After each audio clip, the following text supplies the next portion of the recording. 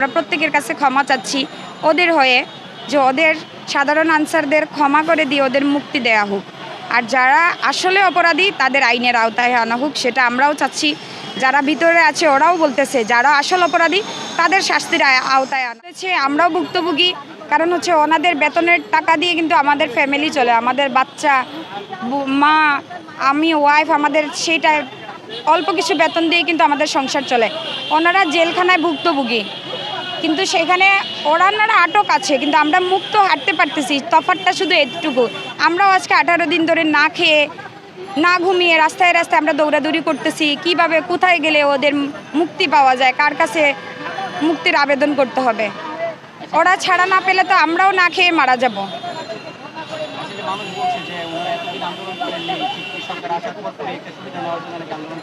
আন্দোলন অনেক আগে থেকে চলতেছে, কিন্তু সেটা প্রকাশ পায় নাই। ওনারা অনেকবার সেটা ওনাদের হচ্ছে হেড অফিসে ওনারা দরখাস্ত দিছে, কিন্তু সেটা অনেকগুলো মন্ত্রণালয়ের সাথে অ্যাড, এই জন্য হয় নাই, সেটা জাতীয়করণ হয় নাই। আর এখন যেহেতু অনেক দিন পর দেশ স্বাধীন হয়েছে, প্রত্যেকে নিজের স্বাধীনতা হয়েছে, নিজের মতো করে কথা বলার নতুন করে ভাষা পাইছে, কথা বলতে পারতেছে, এই জন্য ওরাও সেটা ওদের যৌক্তিক দাবি নিয়ে আসছিল।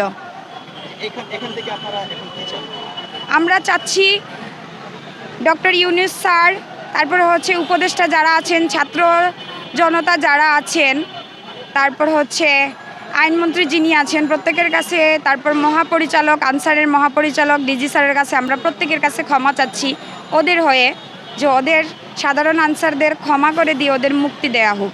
আর যারা আসলে অপরাধী তাদের আইনের আওতায় আনা হোক, সেটা আমরাও চাচ্ছি।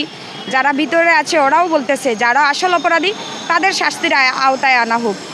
আমরা যারা অসহায়, যারা আমরা আশ্রয় নিতে গিয়ে আমরা আটক হয়ে গেছি আজকে জেলখানায়, আমাদের মুক্তি দেয়া হোক। জি জি সমস্যা হচ্ছে, এই কয় টাকা বেতন দিয়ে আমাদের খাইতে হয়, সব করতে হয়। ওরা অল্প কিছু রেশন পায়, এগুলা দিয়ে আসলে একটা ফ্যামিলি, এখনকার সব কিছু দাম অনেক উঠবে। এখন হচ্ছে 50-60 টাকায় কোনো সবজি পাওয়া যাচ্ছে না, চালের কেজি 70 থেকে 80 টাকা। কিভাবে এই অল্প বেতনে চলে? তাও কষ্ট করে আমরা চালাচ্ছি, 3 বেলার জায়গায় আমরা 2 বেলা খাচ্ছি, কিন্তু এখন আমরা 1 বেলাও খেতে পারছি না, কারণ এখনও পর্যন্ত ওদের স্যালারিটা আসে নাই। তারপর হচ্ছে এখনও জেলে আছে ওনারা, কিন্তু ওনারা মুক্তি না হলে ওনাদের সাথে সাথে আমরা যারা ফ্যামিলি পরিবার আছি ওনাদের সাথে সাথে আমরাও শেষ হয়ে যাব।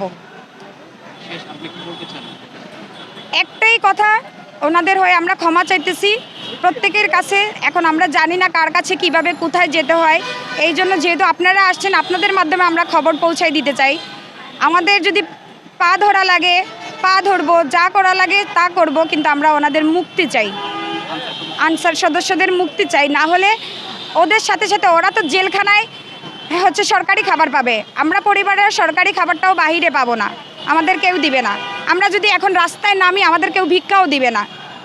তো আমরা সাথে সাথে ওনাদের সাথে সাথে একটা আনসারের সাথে তার পরিবারের 5-6টা মেম্বার অ্যাড আছে, সেখানে প্রত্যেকেই শেষ হয়ে যাবে। অনেকে শুনতেছি যে অনেকের ওয়াইফ চলে গেছে, অনেকের বাবা অসুস্থ, কিন্তু দেখা যাচ্ছে লাস্টে কিছু করার থাকবে না। যখন চারদিক থেকে পথ বন্ধ হয়ে যাবে তখন দেখা যাচ্ছে যে কেউ কোনো পথ না পেয়ে সে সুইসাইডও করতেছে। যখন সে বাঁচার মতো কোনো দিক তার থাকবে না, তখন সে আত্মহত্যার পথ বেছে নিবে। আমরা পারবো না, মধ্যবিত্তরা আমরা পারতেছি না রাস্তায়ও নামতে, হাত পাততেও পারতেছি না। আর আমরা সবাই যে শিক্ষিত তাও না, অনেকেই শিক্ষিত না, কেউ কাজও পাচ্ছে না। আর এখন গার্মেন্টসের চাকরিও পাওয়া যায় না, এখন চাকরি অনেক টাফ। আমরা কি করে বাঁচবো? আমাদের তো খেয়ে পড়ে বাঁচতে হবে। ওরা জেলে থাকলে তো আমরা খেয়ে পড়ে বাঁচতে পারবো না।